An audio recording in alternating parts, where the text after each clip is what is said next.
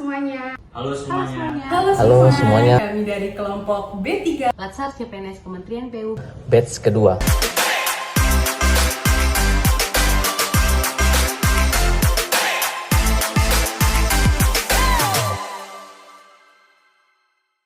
Hai semuanya, selamat datang di episode terbaru Deep Talk.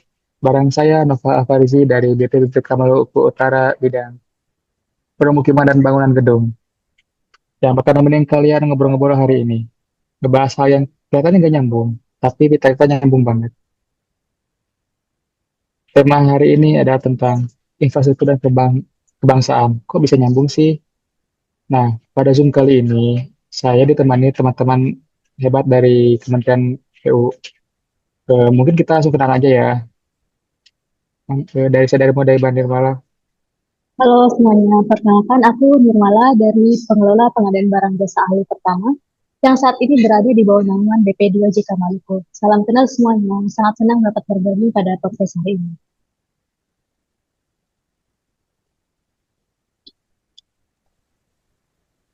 Halo semuanya, aku Tika. Satu formasi nih sama Mas Noval di bangunan gedung dan kawasan permukiman.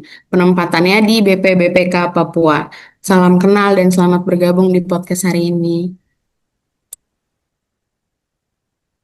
Halo semua, kenalin aku Inas dari formasi yang kebetulan sama juga, yaitu bangunan gedung dan kawasan permukiman, tapi dari BPBPK Maluku. Salam kenal semua. Halo semua, saya Oscar, saya dari bidang sumber daya air. Saat ini penempatan di BWS Papua Merauke. Senang bisa ngobrol bareng hari ini. Halo semuanya, saya Dwi dari BPBPK Papua Barat. Formasi yang saya ambil itu sama seperti kakak-kakak sebelumnya, yaitu bangunan gedung dan kawasan permukiman. Wah, jadi semangat banget nih buat ngobrol soal infrastruktur dan nasionalisme.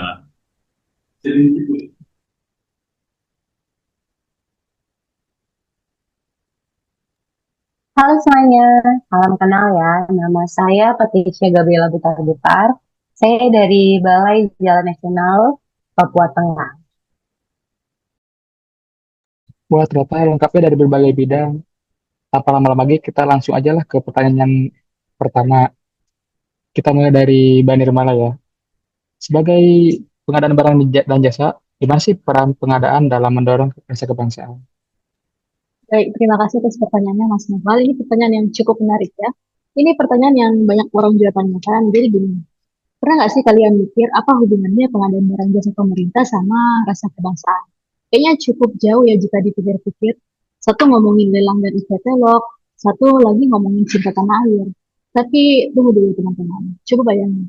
Waktu pemerintah belanja lewat pengadaan, dan yang dipilih adalah produk dalam negeri, itu tuh bukan cuma belanja biasa. Itu cara negara bilang, aku percaya sama karya anak bangsa. Atau waktu jalan desa dibangun lewat proses pengadaan yang transparan dan cepat, warga jadi ngerasa, ini negara hadir loh buat kita. Dan dari situ, tumbuh deh rasa bangga, rasa percaya, dan akhirnya rasa kebangsaan. Jadi, next time, para pendengar podcast ini, kalau dengar kata pengadaan barang jasa, jangan langsung bayangin berkas-berkas ribet aja ya, tapi bayangin bahwa itu adalah cara negara nunjukin citanya lewat belanja yang berdampak.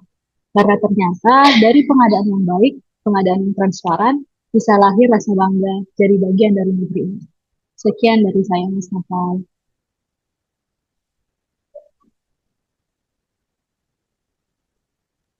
Wah, betul sekali. Ternyata transparansi bisa menjadi bentuk cinta negara ya. Oke, kalau dari Batika nih yang satu formasi ini Mbak, gimana menurut Batika tentang infrastruktur bangunan dan kawasan bisa mempengaruhi ke nasionalisme gak sih? Jelas bisa dong Mas Noval. Sebagai seorang calon aparatur sipil negara, saya melihat bahwa infrastruktur bangunan dan kawasan bukan cuma soal fisik atau teknis, tapi juga punya dampak psikologis dan sosial yang bisa memperkuat rasa nasionalisme. Sebagai CPNS yang baru masuk ke dunia birokrasi, saya mulai sadar bahwa bangunan dan kawasan yang dibangun pemerintah itu sebenarnya adalah representasi dari kehadiran negara. Ketika masyarakat melihat jalan yang bagus, kantor pelayanan publik yang ramah, dan taman kota yang bersih, mereka merasa diperhatikan dan dihargai. Itu bisa menumbuhkan rasa bangga dan cinta terhadap tanah air. Aku pernah lihat juga loh kantor pemerintahan yang desainnya menggabungkan desain arsitektur dengan ornamen budaya lokal Papua. Rasanya tuh beda banget deh pokoknya. Kayak ada kebanggaan tersendiri karena negara juga hadir dengan menghormati identitas lokal. Kurang lebih seperti itu, Mas Noval.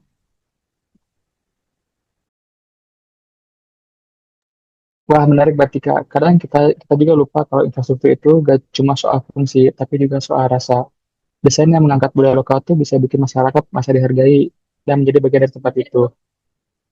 Kalau fasilitas publiknya nyaman dan relevan, nasional smooth, itu akan tumbuh dengan sendirinya tanpa perlu dipaksa. Terima kasih atas insight-nya Mbak Tika.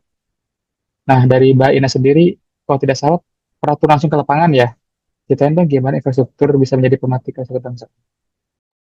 Oke, makasih banyak Kak Noval atas kesempatannya. Seneng banget nih bisa berbagi pengalaman ke teman-teman semua. Mungkin aku akan ceritain satu aja pengalaman yang menurutku cukup berkesan ya.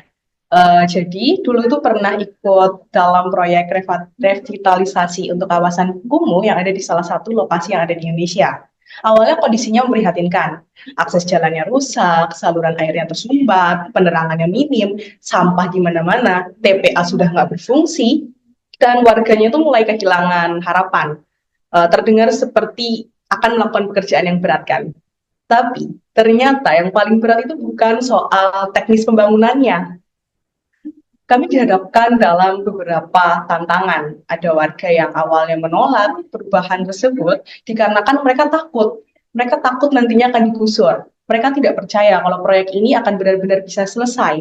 Mereka takut kalau proyek ini akan jadi proyek mangkrak yang justru akan memperburuk kondisi mereka saat itu. Koordinasi antar instansi itu juga nggak semulus yang kita pikirkan.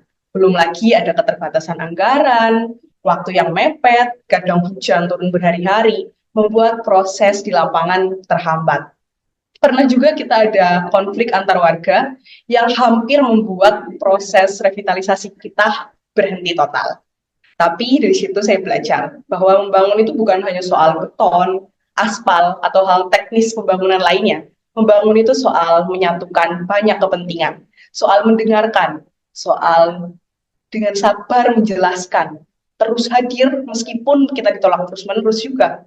Saya dan tim harus benar-benar turun, ngobrol dengan keluarga, ikut rapat pada malam hari, bahkan sekedar bersama di warung kopi, hanya untuk membangun kepercayaan dari instansi kepada warga.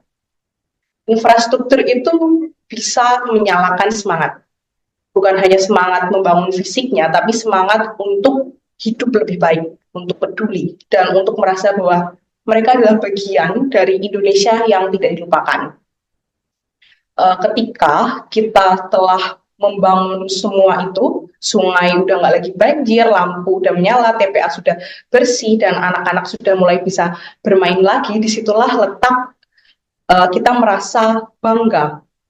Kebanggaan itu tumbuh, dan ketika negara hadir dalam bentuk yang sederhana, ya hal yang paling sederhana seperti membantu pembersihan seperti itu, masyarakat akan ikut serta merasa memiliki lingkungannya, merasa memiliki negara tersebut, sehingga bisa saya katakan kalau nasionalisme itu bukan sekedar slogan, tapi rasa yang tumbuh dari pengalaman sehari-hari. Sebagai ASN, saya bangga ikut andil dalam proyek tersebut, meski tidak mudah, bahkan amat sangat melelahkan, tapi rasanya terbayar tuntas saat melihat warga tersenyum dan lingkungan serta kehidupan mereka kembali menjadi lebih baik.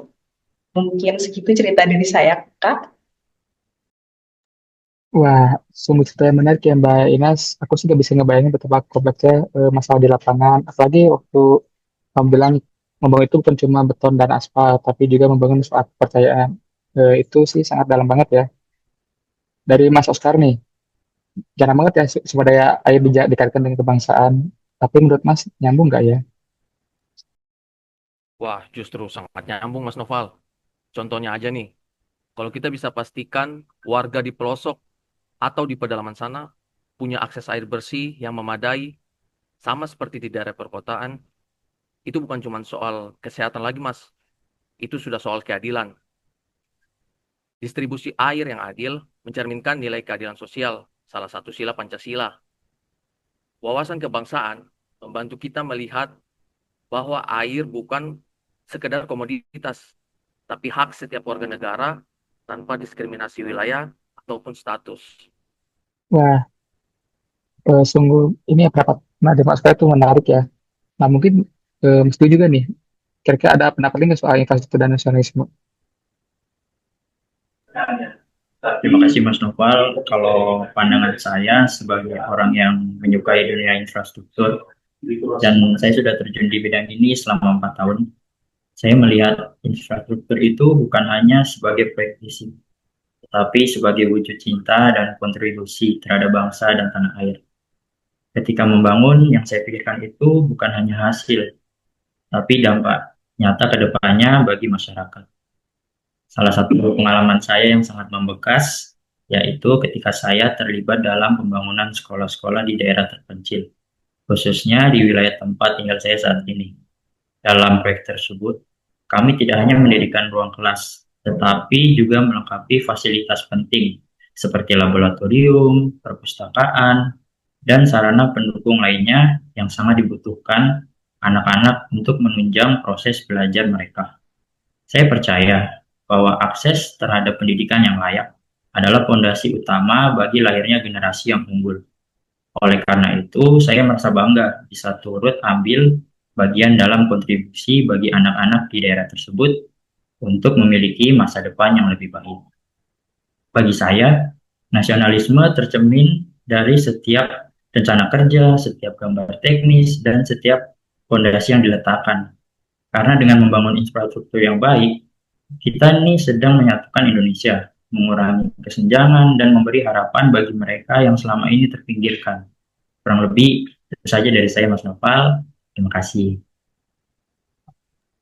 Wah, keren banget Mas Dwi. Ceritanya bikin sadar kalau membangun itu bukan cuma soal fisik, tapi juga soal harapan dan masa depan. Apalagi buat anak-anak di daerah terpencil infrastruktur yang baik, mereka bisa menjadi wujud nyata cinta kita ke bangsa ini ya. Terima kasih Mas, insight-nya sangat luar biasa.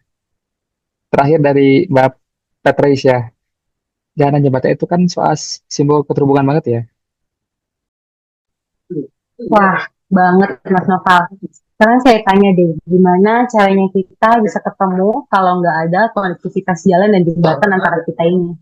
Jalan dan jembatan menyambungkan desa, pulau, hingga daerah. Perbatasan secara fisik, di mana ini adalah bentuk nyata dari persatuan Indonesia. Kenapa sih saya bisa simpulkan demikian? Gini, masyarakat menilai kehadiran negara lewat infrastruktur. Jalan yang rusak bisa menimbulkan rasa kecewa dan marah, sedangkan jalan yang baik membangunkan rasa percaya dan bangga. Jika kami dapat hadir sebagai seorang ASN yang bekerja di bidang jalan dan jembatan, dan secara tidak langsung menjadi orang-orang yang dipercaya untuk dapat membantu adanya konektivitas jalan dan jembatan Indonesia, apakah itu tidak sangat membantu dan menunjukkan hadirnya negara Indonesia untuk masyarakat? Jalan mulus di Jakarta dan jalan mulus di pelosok adalah bentuk keadilan bagi bangsa Indonesia. Tidak akan ada warga yang merasa tertinggal karena alasan geografis. Ketika kepercayaan dan rasa bangga rakyat Indonesia bisa tumbuh lewat kesetaraan infrastruktur, secara tidak langsung infrastruktur menumbuhkan rasa cinta terhadap negara sendiri kan.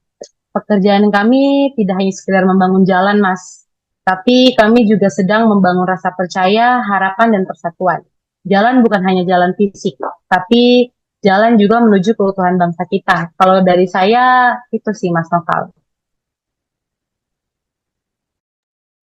Wah, terima kasih banyak teman-teman semua. Hari ini kita banyak belajar bahwa infrastruktur itu gak cuma soal bangunan atau jalan, tapi juga soal keadaan negara, keadaan sosial, rasa memiliki, dan juga keterhubungan antara warga. Sebagai ASN muda, yuk kita bangun bukan hanya gedung dan jalan, tapi juga kepercayaan, kebersamaan, dan kebanggaan sebagai anak bangsa. Oke, sepertinya di talk tuh cuma sampai sini aja ya guys. Sampai jumpa di lain waktu. See you. See you. Terima kasih Mas Noval.